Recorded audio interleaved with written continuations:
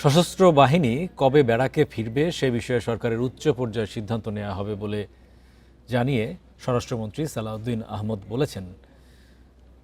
Civil ডিফেন্সের কর্মকর্তাদের সঙ্গে মতবিনিময় শেষে তিনি এসব কথা বলেন। আইনশৃঙ্খলা পরিস্থিতির বিবেচনায় রেখে সরকার সিদ্ধান্ত নেবে বলে জানায় তিনি।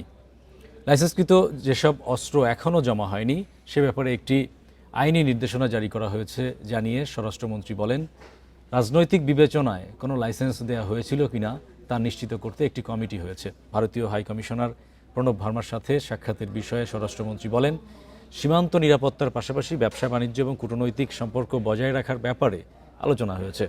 অপটিক্যাল ব্রাইটেনার, কালার গার্ড এবং জার্ড লক সমৃদ্ধ অ্যাডভান্স ফর্মুলায় এলো নতুন রেড ডিটারজেন্ট পাউডার। চট্টগ্রামে ব্যবসায়ীর বাসায় গুলিবর্ষণের ঘটনায় স্বরাষ্ট্রমন্ত্রী বলেন, শীর্ষ সন্ত্রাসীদের আইনের আওতায় আনতে দ্রুত ব্যবস্থা নেওয়া হচ্ছে।